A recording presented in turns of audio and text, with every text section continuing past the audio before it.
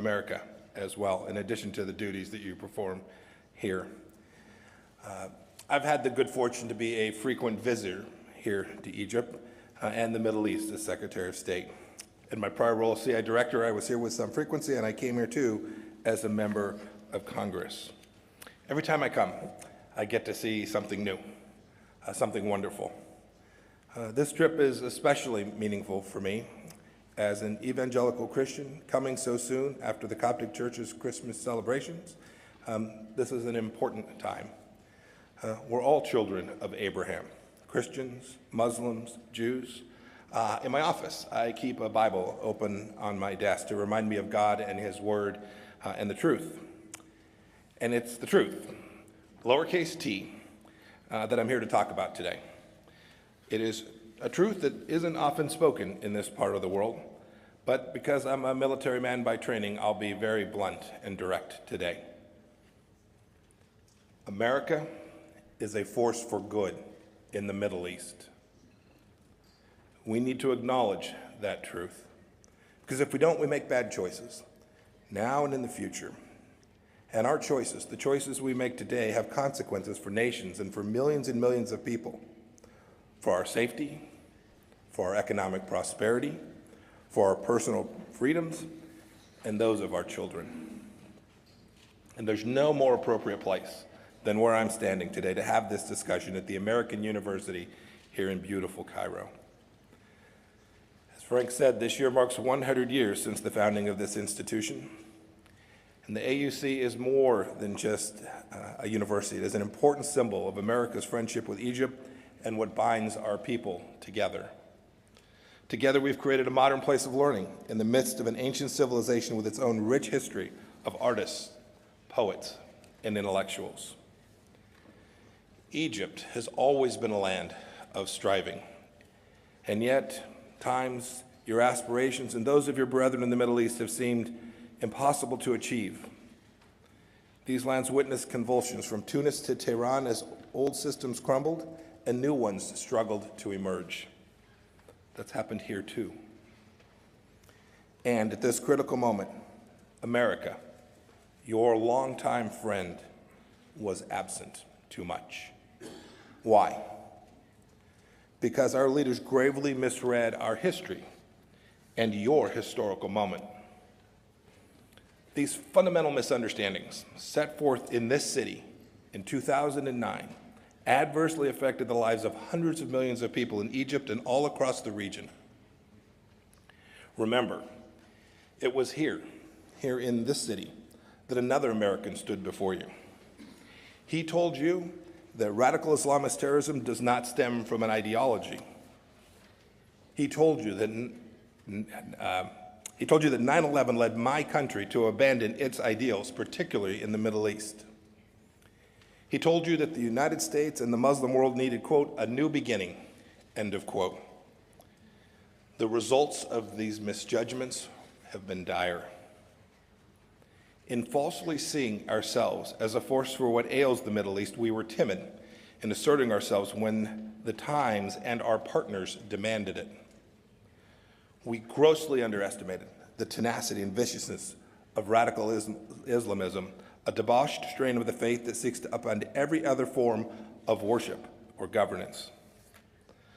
ISIS drove to the outskirts of Baghdad as America hesitated. They raped and pillaged and murdered tens of thousands of innocents. They birthed the caliphate across Syria and Iraq and launched terror attacks that killed all across continents. America's reluctance, our reluctance to wield our influence kept us silent as the people of Iran rose up against the mullahs in Tehran in the Green Revolution. The Ayatollahs and their henchmen murdered, jailed, and intimidated freedom-loving Iranians. And they wrongly blamed America for this unrest when it was their own tyranny that had fueled it. Emboldened, the regime spread its cancerous influence to Yemen, to Iraq, to Syria, and still further into Lebanon. Our penchant, America's penchant for wishful thinking, led us to look the other way, as Hezbollah, a wholly owned subsidiary of the Iranian regime, accumulated a massive arsenal of approximately 130,000 rockets, and missiles. They stored and positioned these weapons in Lebanese towns and villages in flagrant violation of international law. That arsenal is aimed squarely at our ally, Israel. When Bashar Assad unleashed terror upon ordinary Syrians and barrel-bombed civilians with sarin gas, a true echo of Saddam Hussein's gassing of the Kurdish people, we condemned his actions, but in our hesitation to wield power, we did nothing. Our eagerness to address only Muslims and not nations ignored the rich diversity of the Middle East and frayed old bonds. It undermined the concept of the nation-state, the building block of international stability. And our desire for peace at any cost led us to strike a deal with Iran, our common enemy. So today, what did we learn from all of this? We learned that when America retreats, chaos often follows. When we neglect our friends, resentment builds. And when we partner with our enemies, they advance. The good news is this: the age of self-inflicted American shame is over, and so are the policies that produce so much needless suffering. Now comes the real new beginning.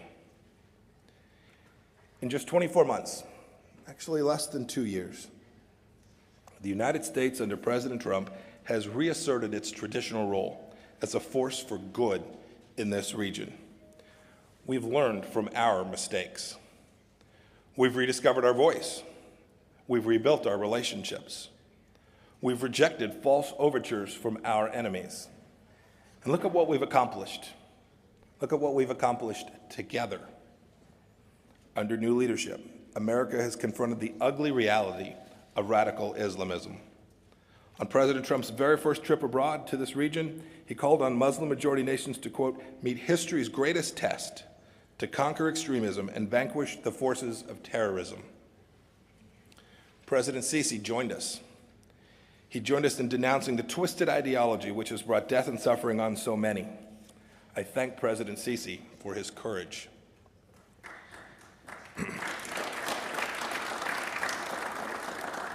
As I said in a recent speech that I gave in Brussels, our words mean something again, and they should. West Point taught me a basic code of integrity. If we commit American prestige to an action, our allies depend on us to follow through.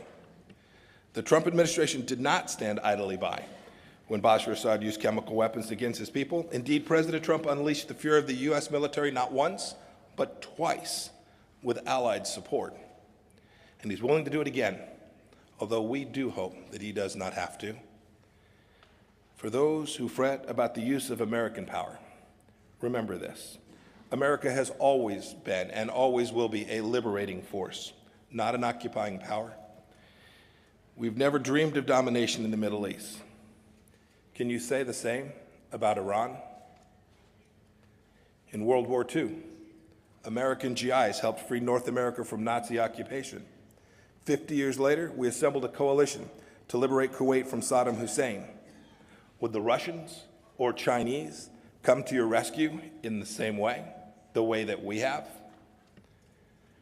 And when the mission is over, when the job is complete, America leaves. Today, in Iraq, at the government's invitation, we have approximately 5,000 troops, where there were once 166,000. We once had tens of thousands of U.S. military personnel stationed in Saudi Arabia. Now that number is a tiny fraction. When we do set up major bases, as we've done in Bahrain, in Kuwait, and Qatar, and in Turkey and the Emirates, it's at the invitation of the host country. In that same spirit, just last year, America bolstered a coalition of allies and partners to dismantle the Islamic State's caliphate, liberating Iraqis, Syrians, Arabs and Kurds, Muslims and Christians, men, women, and children. President Trump empowered our commanders in the field to strike ISIS quicker and harder than ever before. And now, 99% of the territory ISIS once held is liberated. Life is returning to normal for millions of Iraqis and Syrians. Nations in the global coalition should all be enormously proud of this achievement. Together, we have saved thousands of lives. Our allies and partners have helped greatly in this counter-ISIS effort. France and Britain joined our strikes on Syria and have supported our anti-terror effort around the world. Jordan and Turkey have hosted millions of Syrians fleeing violence. Saudi Arabia and Gulf countries have generously contributed towards stabilization efforts. We thank all of them for their help, and we urge them to continue. The United States has also helped liberate areas as an important means of preventing the caliphate from reemerging. We've provided $2.5 billion in humanitarian assistance to Iraq since 2014, and our churches and nonprofits do good work there every day as well. We and our allies generated nearly $30 billion in grants and financing support to aid Iraq's reconstruction during the Kuwait Reconstruction Conference just this past year. Think about the people we're helping. Last year, I hosted the first ever Ministerial to Advance Religious Freedom in Washington. At that conference, our ambassador at large recounted his trip to Iraq. There, he met Yazidi women who had been sold into bondage, whose children had been ripped out of their arms. Life under ISIS was real hell, a living hell on earth. Today, those areas are liberated thanks to our coalition's power and might and commitment.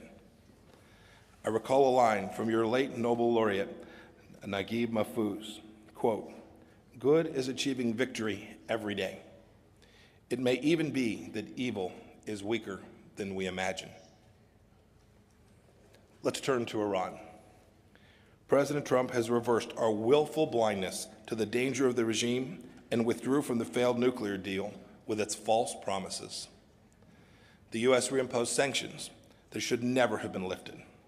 We embarked on a new pressure campaign to cut off the revenues the regime uses to spread terror and destruction throughout the world. We joined the Iranian people in calling for freedom and accountability. And importantly, we fostered a common understanding with our allies of the need to counteract the Iran regime's revolutionary agenda. Countries can increasingly understand that we must confront the Ayatollahs, not coddle them. Nations are rallying to our side to confront the regime like never before. Egypt, Oman, Kuwait, and Jordan have all been instrumental in thwarting Iran's efforts to evade sanctions. The UAE has canceled its imports of Iranian condensate following the reimposition of American sanctions. Bahrain has exposed the Revolutionary Guard proxies that are active in its country and is working to stop Iran's illicit maritime activities in its region. Saudi Arabia, too, has worked with us to counter Iranian expansion and regional influence. We, the United States, commend each of these efforts, and we seek for all nations to continue the work to constrain the full array of the regime's malign activity. The work to curb the regime's deadly ambitions isn't confined to the Middle East. America's friends and partners from South Korea to Poland have joined our effort to stop Iran's wave of regional destruction and global campaigns of terror. Countries across the globe have cut Iranian oil imports to zero and are working towards that goal. Private companies in France, Germany, Britain, and elsewhere have all calculated that enriching themselves through work with the regime is bad for business and bad for the people of their own countries. In Yemen, we've assisted our coalition partners as they take the lead in preventing an Iranian expansion that would be disastrous for world trade and regional security. As is always the case with America, our engagement has also been coupled with robust humanitarian aid. We've supported the UN talks to put Yemen on the path to peace.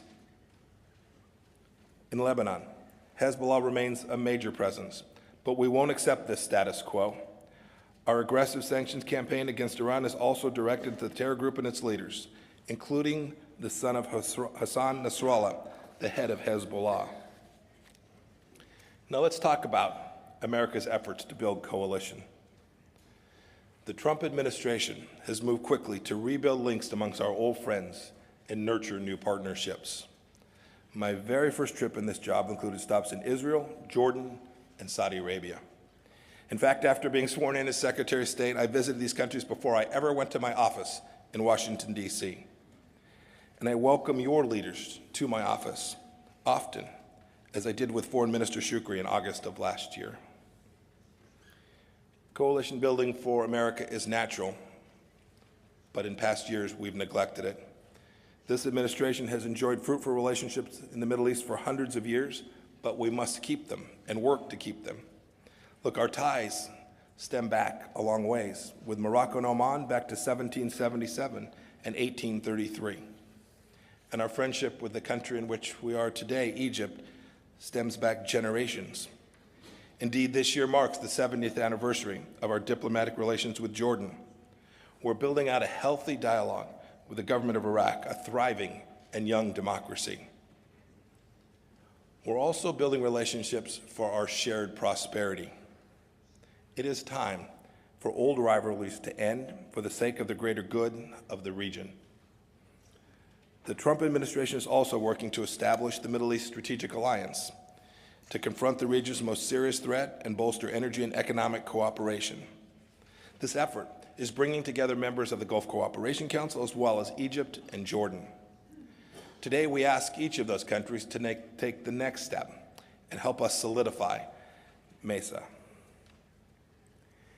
We're also seeing remarkable change. New bonds are taking root that were unimaginable until very recently.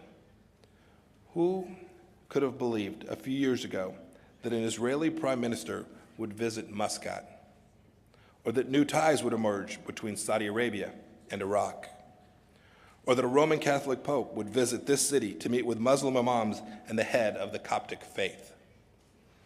In October of last year, the Israeli national anthem, played as an Israeli judo champion, was crowned the winner of a tournament in the United Arab Emirates. It was the first time that an Israeli delegation was allowed to participate under its own national flag. It was also the first time that an Israeli culture and sports minister attended a sports event in the Gulf. She said, and I quote, "It is a dream come true. For 2 years we had talks in order to reach this moment. It was hard for her to stop the tears." I want to thank the authorities in Abu Dhabi and our host here who received us in an exemplary manner. She could not have been happier. These steps towards rapprochement are necessary for greater security in the face of our shared threats.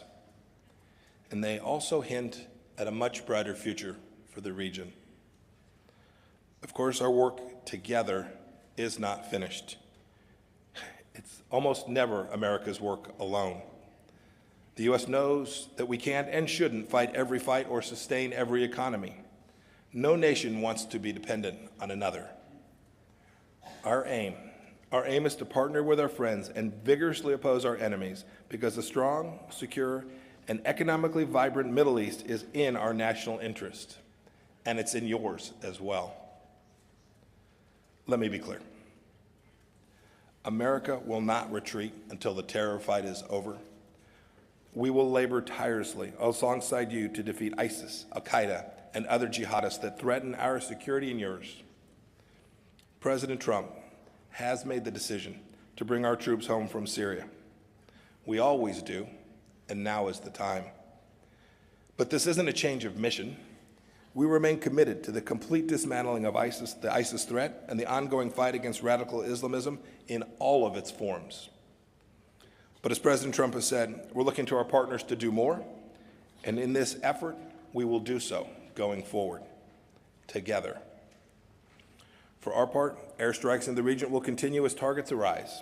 We will keep working with our partners in the coalition to defeat ISIS. We will continue to hunt down terrorists who seek safe havens in Libya and in Yemen.